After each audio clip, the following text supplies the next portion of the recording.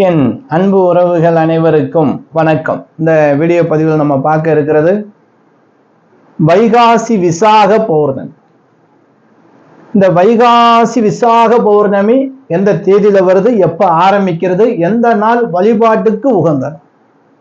ஏன்னா இதுல ஒரு குழப்பம் என்ன அப்படின்னா, 2 தேதியிலையும் பௌர்ணமி தேதி கொடுத்துருக்காங்களே ஐயா, வைகாசி விசாகம் முதல் நாளே முடியுது ஐயா, எதை எடுத்துக்கிறது அப்படின்னு அன்பு உறவுகளுக்கு மிகப்பெரிய குழப்பம்.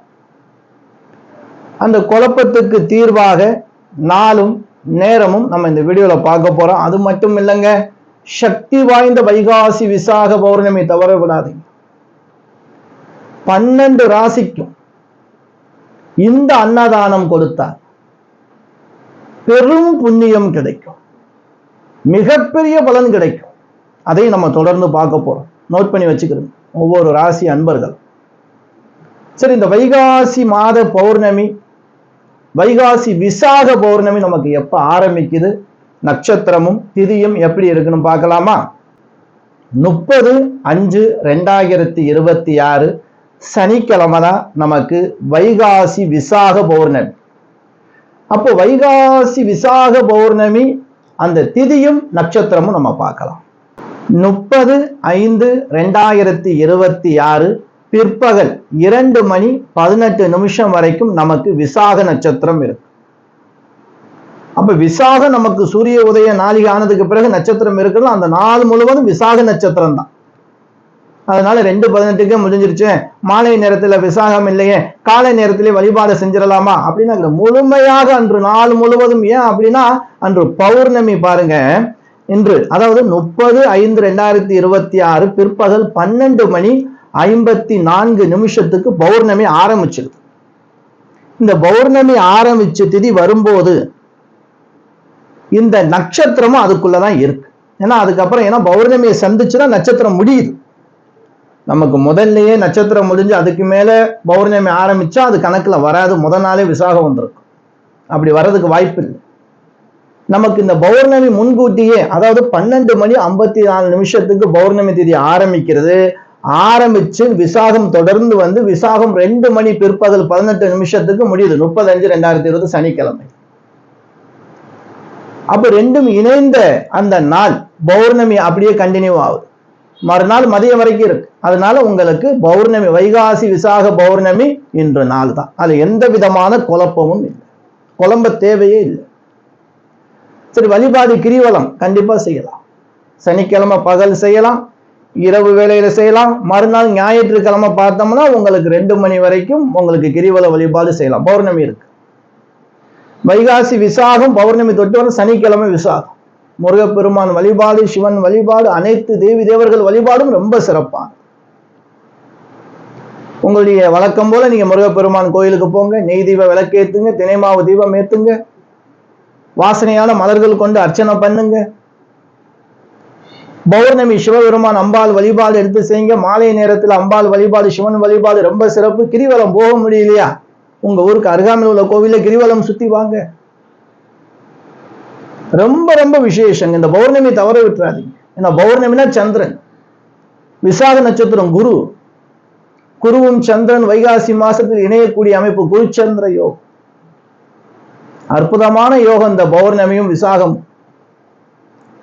ரொம்ப விசேஷமான நேரம் என்னன்னு பார்த்தீங்கன்னா, இந்த 12:54 இருந்து 2:18 வரைக்கும் அதிசக்தி வாய்ந்த ஒரு விசேஷமான நேரம்.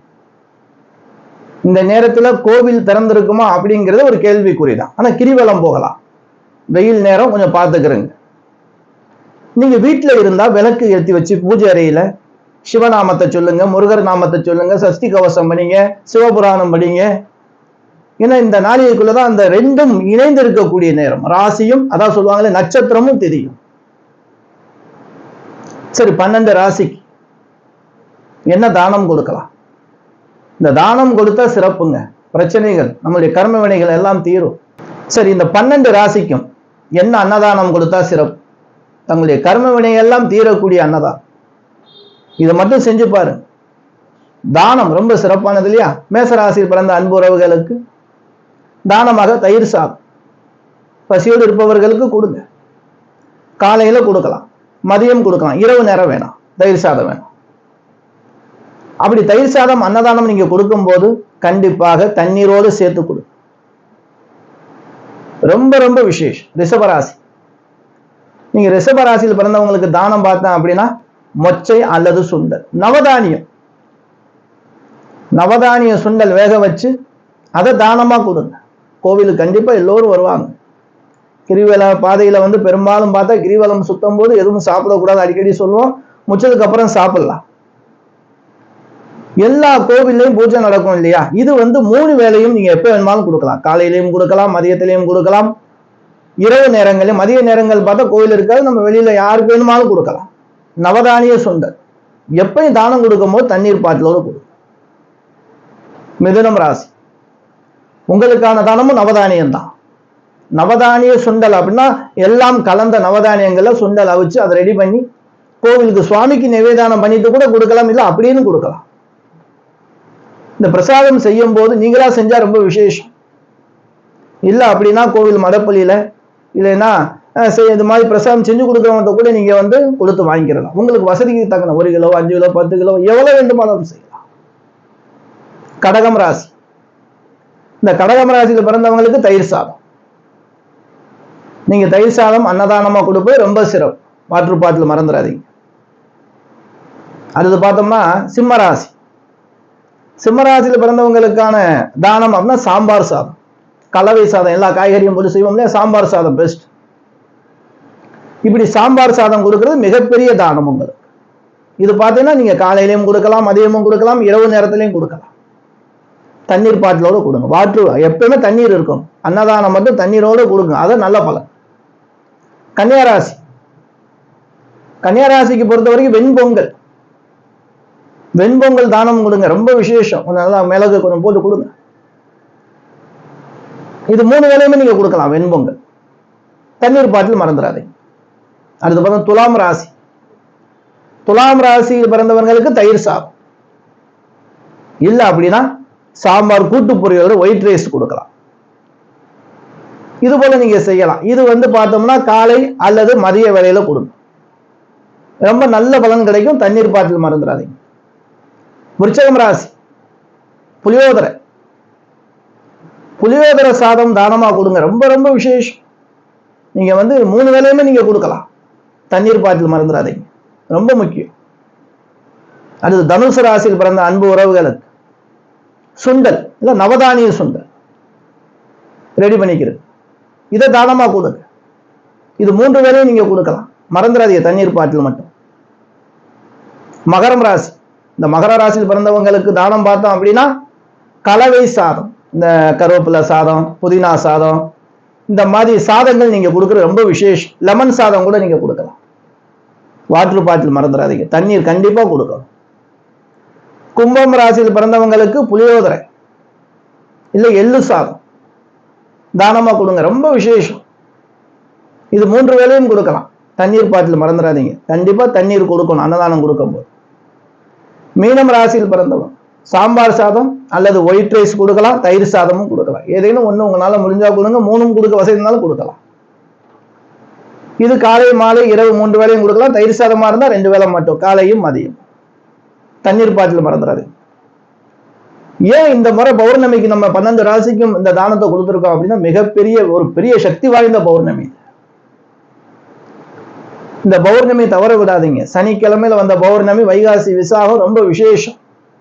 நல்ல உச்சி நேரத்துல பாத்தீங்கன்னா அந்த ஓரையில தான் சொல்லுவாங்க 1 to 2 சனி ஓரை. இந்த நேரத்துல பார்த்தோம்னா அந்த முடியக்கூடிய, ஏன்னா 2:18க்கு நமக்கு விசாகம் முடியுது, ஆனா 1 to 2 சனி ஓரை. பௌர்ணமி ஆரம்பிச்சு முதல் நாளிகை எப்படி இருக்கு மாதிரி, இது முடிய போற நட்சத்திரம் முடிய போற நாளிகை, 2ம் சேர்ந்து ஓரையில பவர்ஃபுல்லா இருக்கும் அந்த சனி ஓரை. சனிங்கிறது என்ன? நோய் தீர்க்கக்கூடியவர், தீர்க்க ஆயுள் கொடுக்கக்கூடியவர், கஷ்டங்களை வறுமைகளை நீக்கக்கூடியவர், மிகப்பெரிய தோஷத்தையும் மிகப்பெரிய தண்டனையும் குறைக்கக்கூடியவர். அவருடைய அருள் வேணும் நமக்கு. அப்ப இப்படிப்பட்ட தானங்கள் நம்ம கொடுக்கும் போது பிரபஞ்ச சக்தி நமக்கு தானே அங்கிருந்து அருள் புரியும், நமக்கு கொடுக்கும். அந்த பிராப்தம் நமக்கு கிடைக்கும். சிவனுடைய அருளும் அனைத்து தேவி தேவருடைய அருளும் நமக்கு கிடைக்கும், முன்னோர்கள் அருளும் கிடைக்கும். தவற விடாதீங்க அன்பு உறவுகள். இது நல்ல உங்களுக்கு ஒரு பயனுள்ள வீடியோவாக இருக்கு அப்படின்னா உங்க உறவினர்கள் நண்பர்கள் எல்லோருக்கும் ஷேர் பண்ணுங்க. இந்த வீடியோ உங்களுக்கு ரொம்ப பிடிச்சிருக்குன்னா ஒரு லைக் பண்ணுங்க.